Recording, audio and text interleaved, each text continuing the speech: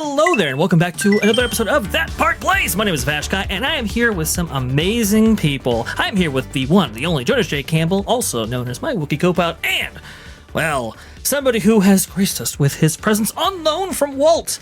Hello, Vash. You are A-OK, and yes, talent on loan from Walt. There you go. That's the one right there. I love it. I love it too. Well, Jonas loves it when I slip into that voice. He just loves it so much. That's fun. it is fun. But imagine hearing that voice when you were at Bibbidi Bobbidi Boutique. We're going to be talking about that. No, Vash. Hold it. You're never going to hear that voice coming from Bibbidi Bobbidi Boutique. Listen, you're going to hear the guy. What's the Family Guy voice? Oh no, that's Bill's dog. That's what you're going to hear in Bibbidi Bobbidi Boutique. Not talent on loan from Walt. Voice about that other one. They want you to come on in here and get your hair combed, okay? Oh, well, hi there, Chris. It's good to see you. That's the one. And here's the thing, bro. You may have heard about some changes coming to Bibbidi Bobbidi Boutique, and the impressions and the voices are necessary for this story because usually we wouldn't be covering Bibbidi Bobbidi Boutique. What are they changing, right? Vash? What are they changing? What are they going to do to save the Bibbidi Bobbidi and the boutique? What are they going to do? Well, it seems like they are simplifying their packages over there at the most magical place on earth. You are right, Vash. They are going to simplify their packages. But yes, they have simplified their experiences featured there at Bibbidi Bobbidi Boutique, which is good. That's fantastic. We have heard that sales, or at least we have seen maybe evidence that sales have slumped a little bit. I know Marvin actually went down there on one occasion and saw this kind of sandwich board with, hey, walk-ins available, which you never used to see in the past at this location. They're also associating the fairy godmother, specifically herself, with the Bibbidi Bobbidi Boutique. I want to go ahead and play this video that they're promoting here, the fact that the fairy godmother is going to be, visiting this location and, part of this experience, which I think is really relevant, Pro, because if you look, let's say, on social media, or if you look on Google News or whatever for Bibbidi Bobbidi Boutique information, you get videos like this. Yeah. Are you excited? Yeah. Is your guys' first time at the boutique? Are you guys ready? Yeah. Okay, Princess Marvel, we're gonna go this way. All right, that's good. That's all I wanted. I've seen the thing. I knew it was okay. We got to play it. Here's the inevitable discussion that comes up as Disney is appearing to rebrand this. This is not a conversation. The conversation that we're actively avoiding having right here on this channel right now is a conversation that parents need to have at their own prerogative with their children, and it should not be forced by somebody at a theme park, somebody at a movie. When you're doing consumer entertainment the way that Disney is, this is not the appropriate situation in which to do this. You don't want to give somebody that challenging of a conversation in which to confuse a child and force that conversation. Snoop Dogg probably said it best in a way I'm not going to repeat it. Poor Snoop. Can you imagine if Snoop had been at this? Oh, man. Oh, that would He's be just trying to avoid Disney with his grandkids. Well, and here's the thing. I mean, the branding that used to be associated with Bibbidi Bobbidi Boutique, even in Disney's recent past, used to be one that was a little bit more female focused, if you will.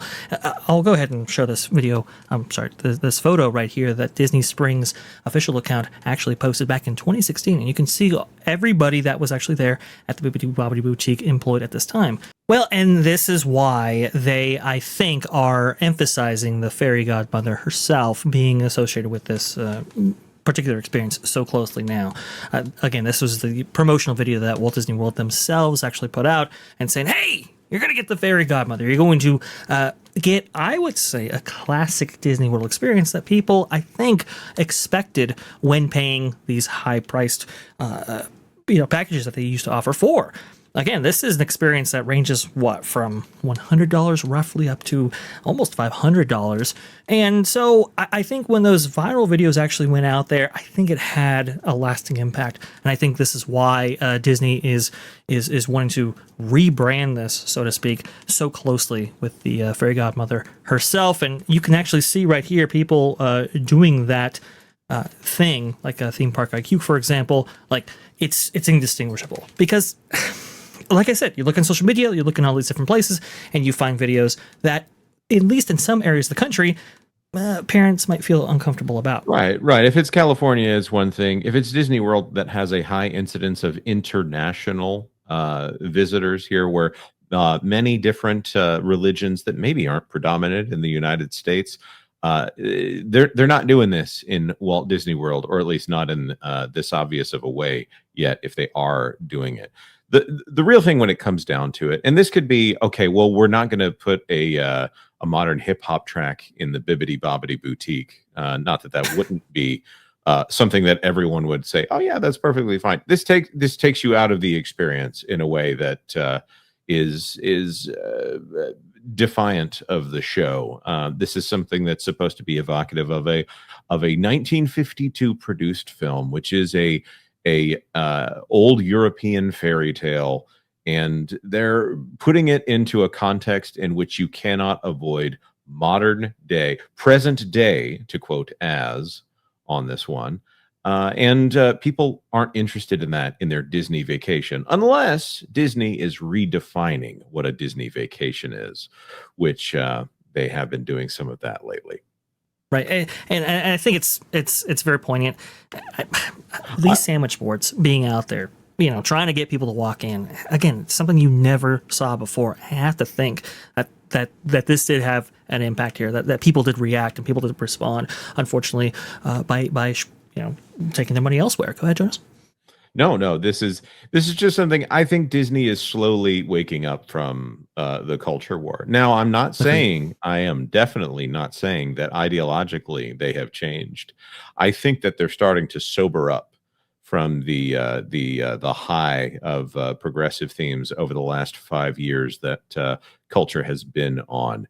This is something where overall, long term, they need to understand that in order to appeal to all people, you also have to be, like classic Disney, understand where you can offend all people or make people uncomfortable and wonder what you're up to.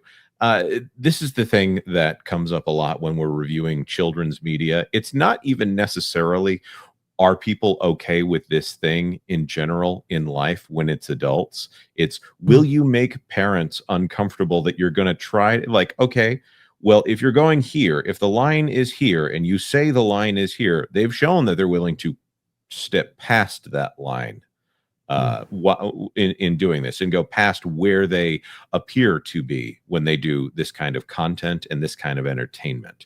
So you have to not only trust Disney's judgment, which I think the general conservative Christian parent would probably look at this and say, no, they've lost all sense of judgment. You also have to trust their judgment in the moment.